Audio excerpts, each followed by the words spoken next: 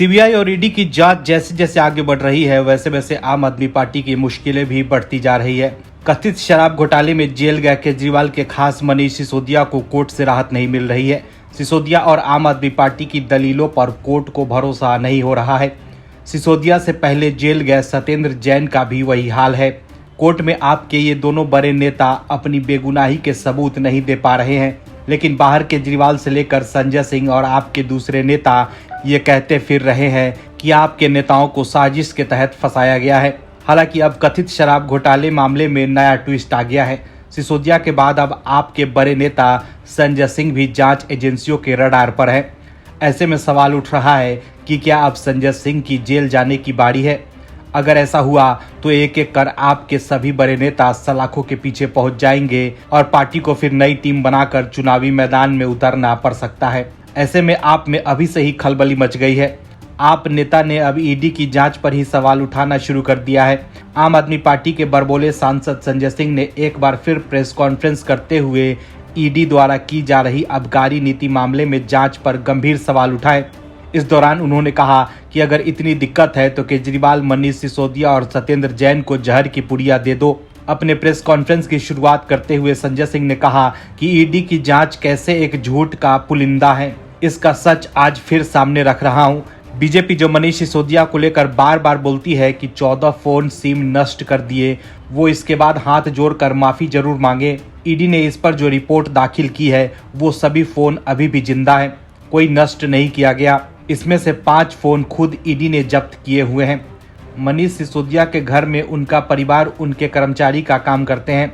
इन सभी का नंबर उठाया गया और बोला गया कि फोन नष्ट कर दिए गए। इन सब के IMEI नंबर बता रहे हैं कि ये फोन अभी भी ईडी के पास हैं। संजय सिंह ने यह भी कहा कि अब बीजेपी को माफी मांगनी चाहिए। एक आदमी जो लाखों बच्चों को बेहतर शिक्षा देने का काम कर रहा था, उसे क्यों बदनाम कर रहे हैं। मेरे खिलाफ जो बयान दिया ही नहीं गया उसे जोड़ दिया जा रहा है। तो देखा आपने कैसे संजय सिंह बेचैन नजर आ रहे हैं। ईडी की चार्जशीट में नाम आने से संजय सिंह को ये लग रहा है कि अब अगला नंबर उनका हो सकता है। ऐसे में वो ईडी को टारगेट करने की कोशिश कर रहे हैं। सवाल है कि जो आरोप संजय सिंह प्रेस कॉन्फ्रेंस कर ईडी पर लगा रहे हैं वो कोर्ट के सामने सबूत के तौर पर क्यों नहीं पेश कर पा रहे हैं। अगर सिसोदिया को फंसाया गया है तो कोर्ट में उनकी दलीलें क्यों नहीं काम आ रही है। वहीं दूसरी तरफ सीएम अरविंद केजरीवाल ने भी ईडी पर निशाना साधा है। केजरीवाल के मुताबिक ईडी लोगों को टॉर्चर कर उनके ऊपर दबाव बनाकर झूठे बयान ले रही है। केजरीवाल का कहना है कि लोग बयान कुछ और दे रहे हैं, लेकिन चार्जशीट में बयान कुछ और निकल कर आ रहे हैं। साथ ही उनका ये भी कहना है कि ईडी झूठे बयानों के ऊपर कोर्ट को गुमराह कर रही है। आम आदमी पार्टी के मुखिया अरविंद केजरीवाल और पार्टी के दूसरे बड़े नेताओं के खिलाफ जांच एजेंसियों ने ताबड़तोड़ कार्रवाई शुरू कर दी है। ऐसे में जांच एजेंसियों की कार्रवाई से आम आदमी पार्टी के नेता बीजेपी के खिलाफ अपनी भड़ास निकाल रहे हैं। आप सांसद संजय सिंह हर दिन प्रेस कॉन्फ्रेंस कर जांच एजेंसियों पर सवाल उठा रहे हैं, लेकिन कोर्ट में वो जांच एजेंसियों के खिलाफ कोई भी सबूत नहीं दे पा रहे हैं। अगर सबूत दे पाते तो मनीष सिसोदिया और सत्येंद्र जैन अब तक जेल से बाहर आ चुके होते। हालांकि अब पार्टी के मुखिया अरविंद केजरीवाल की भी मुसीबत बढ़ गई है। अरविंद केजरीवाल को भी सीबीआई का बुलावा आ गया है। दिल्ली के मुख्यमंत्री अरविंद केजरीवाल को सीबीआई ने पूछताछ के लिए नोटिस जारी किया है। सीबीआई ने अरविंद केजरीवाल को रविवार 16 अप्रैल को बुलाया है। केजरीवाल से सीबीआई नई शराब नीति मामले में पूछताछ करना चाहती है। ऐसे में आम आदमी पार्टी अब चौतरफा घिरती जा रही है। सवाल है कि क्या मनीष सिसोदिया ने केजरीवाल का नाम ले लिया है। अब देखना होगा कि सीबीआई केजरीवाल के खिलाफ क्या कार्रवाई करती है, लेकिन सीबीआई के बुलावे के बाद आम आदमी पार्टी की नींद जरूर उड़ गई है। संजय सिंह से लेकर आपके सभी नेता तिलमिला गए हैं। सीबीआई के समन के बाद आम आदमी पार्टी के नेता संजय सिंह ने ट्वीट कर निशाना साधा। उन्होंने लिखा, अत्याचार का अंत जरूर होगा। वहीं प्रेस कॉन्फ्रेंस कर संजय सिंह ने कहा कि जिस दिन दिल्ली की विधानसभा में दिल्ली के सीएम अरविंद केजरीवाल ने कहा था कि देश के पीएम के दोस्त की कंपनी में लगा हुआ काला धन नरेंद्र मोदी का है, उसी दिन मैंने उनसे कहा था कि अगला नंबर आपका है। ये लोग जतन करेंगे पीएम का भ्रष्टाचार दबाने के लिए। सारा पैसा मोदी जी का, लाखों करोड़ रुपया। उसी दिन से अरविंद जी के खिलाफ मोदी जी ने साजिश रचनी शुरू कर दी और आज समन आ गया। आप सांसद ने कहा कि मोदी जी, आपकी सरकार और आप भ्रष्टाचार में डूबे हुए हैं। अरविंद जी ने जिसकी शुरुआत विधानसभा से की वो जारी रहेगा। 16 तारीख को अरविंद केजरीवाल को गिरफ्तार करके जेल में डालने की साजिश रची जा रही है। इस साजिश से अरविंद केजरीवाल की आवाज रुकने वाली नहीं है। ये एक एक घर में, मोहल्ले में आवाज पहुंचेगी कि आपने मिलकर अपने दोस्त के साथ भ्रष्टाचार किया है। संजय सिंह ने आगे कहा कि दिल्ली विधानसभा में भाषण के दौरान ये जो साजिश रची गई है, उससे आप कार्यकर्ता न झुकने वाले हैं, न झुकेंगे। ये लड़ाई जारी रहेगी। तो देखा आपने कैसे समन पर संजय सिंह तिलमिला गए हैं। वहीं दूसरी तरफ गोवा पुलिस ने भी अरविंद केजरीवाल को समन जारी कर गुरुवार 27 अप्रैल को पेश होने के लिए कहा है। आपको बता दें कि अरविंद केजरीवाल के खिलाफ सरकारी संपत्ति और सार्वजनिक जगहों पर अवैध रूप से चुनावी पोस्टर बनाने और लगाने का केस दर्ज है। कुल मिलाकर देखें तो केजरीवाल और उनकी पार्टी के कई नेता इस वक्त मुश्किल दौर से गुजर रहे हैं। शराब घोटाले मामले में सीबीआई और ईडी ने शिकंजा कस दिया है। आरोप है कि शराब घोटाले मामले में 100 करोड़ रुपए आम आदमी पार्टी को रिश्वत के तौर पर एडवांस में मिले थे। शराब घोटाले के एक आरोपी ने केजरीवाल का नाम लिया था। यही वजह है कि केजरीवाल पर अब शिकंजा कस गया है। वहीं आप सांसद संजय सिंह भी शराब घोटाले में जांच एजेंसियों के रडार पर हैं। ईडी ने अपनी चार्जशीट में संजय सिंह का नाम भी शामिल किया है। बिजनेसमैन गौतम अडानी को लेकर राहुल गांधी और कांग्रेस के तमाम नेता पीएम मोदी और बीजेपी के खिलाफ कई आरोप लगा चुके हैं। वो बात अलग है कि वो कोई सबूत नहीं दे पा रहे हैं।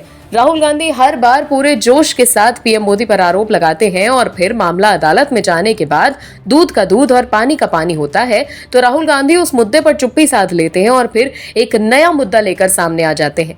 जब से केंद्र में मोदी सरकार बनी है तब से यही हो रहा है। 2019 के लोकसभा चुनाव से पहले राफेल डील में घोटाले को लेकर राहुल गांधी ने पीएम मोदी पर कई आरोप लगाए थे। राफेल डील का मुद्दा भी राहुल गांधी ने जोर शोर से उठाया था, लेकिन सुप्रीम कोर्ट के फैसले के बाद राहुल गांधी अब राफेल डील पर नहीं बोलते हैं। उसी तरह अब 2024 के आम चुनाव से पहले राहुल ने अडानी का मुद्दा सामने लाया है, लेकिन अब अडानी के मुद्दे को भी हवा निकलती नजर आ रही है, क्योंकि कांग्रेस को अडानी के मामले में एक बड़ा झटका लगा है। आपको बता दें, अडानी समूह के साथ रिश्तों को लेकर चर्चाओं में आए मॉरिस चौंग की ओर से बयान सामने आया है।